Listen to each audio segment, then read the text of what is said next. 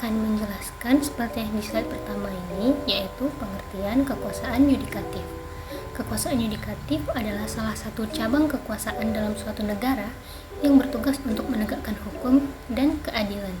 Kekuasaan ini biasanya dipegang oleh lembaga peradilan seperti pengadilan, yang memiliki wewenang untuk mengadili perkara-perkara hukum, baik itu perkara pidana maupun perdata.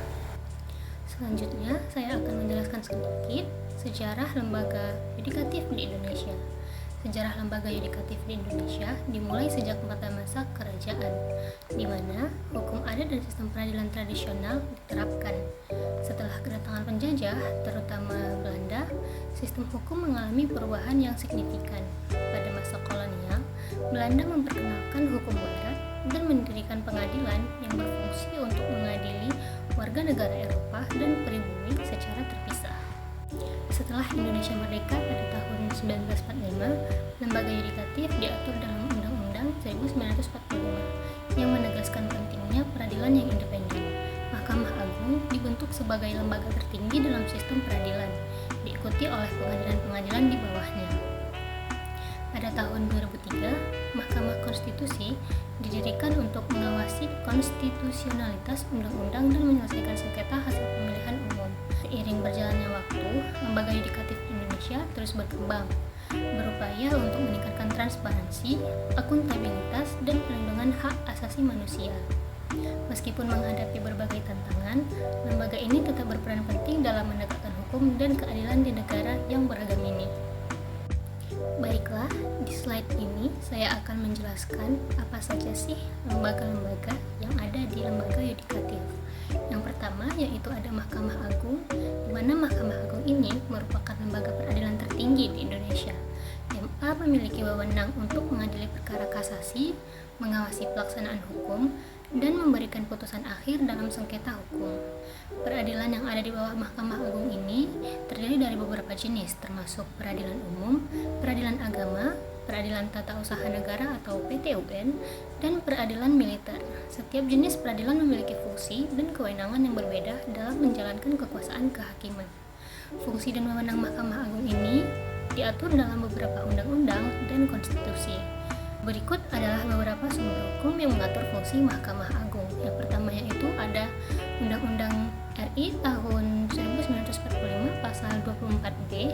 Yang kedua ada Undang-Undang nomor 14 tahun 1985 tentang Mahkamah Agung. Dan yang ketiga ada Undang-Undang nomor 3 tahun 2009 tentang Mahkamah Agung. Yang kedua ada Mahkamah Konstitusi.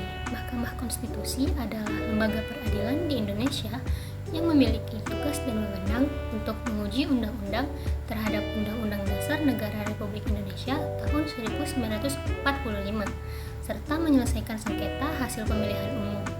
MK dibentuk untuk menjaga dan menegakkan konstitusi serta melindungi hak-hak konstitusional warga negara. Di bawah Mahkamah Konstitusi tidak ada pengadilan lain yang setara karena MK merupakan lembaga peradilan tertinggi dalam hal pengujian konstitusi dan sengketa pemilihan umum. Namun, ada beberapa lembaga dan jenis peradilan yang berfungsi dalam sistem peradilan di Indonesia yang beroperasi di luar lingkup tugas dan wewenang MK.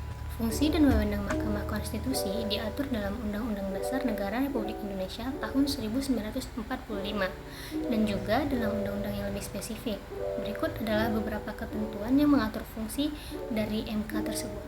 Yang pertama ada Undang-Undang 1945, Pasal 24B, Pasal 25, dan Pasal 26. Dan yang kedua ada Undang-Undang Nomor 24 Tahun 2003. Dan yang terakhir ada Komisi Yudisial.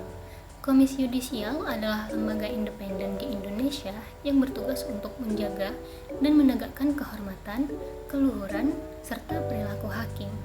Lembaga ini dibentuk untuk memastikan bahwa hakim menjalankan tugasnya dengan baik, profesional, dan sesuai dengan kode etik yang berlaku.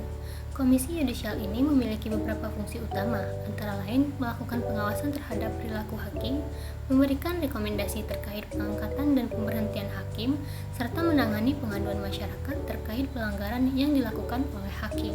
Dengan demikian, Komisi Yudisial berperan penting dalam meningkatkan integritas dan akuntabilitas sistem peradilan di Indonesia, serta memperkuat kepercayaan publik publik terhadap lembaga peradilan. Dasar hukum keberadaan Komisi Yudisial diatur dalam Undang-Undang Nomor 18 Tahun 2011 tentang Komisi Yudisial yang menjelaskan struktur, tugas, dan wewenang lembaga ini. Komisi Yudisial di Indonesia tidak memiliki lembaga di bawahnya dalam struktur organisasi yang formal. Komisi Yudisial adalah lembaga independen yang berdiri sendiri dan bertugas untuk mengawasi perilaku hakim serta menjaga kehormatan dan martabat peradilan. Namun, dalam menjalankan tugasnya, Komisi Yudisial dapat berkolaborasi dengan berbagai instansi dan lembaga lain, seperti Mahkamah Agung, pengadilan, lembaga penegak hukum lainnya.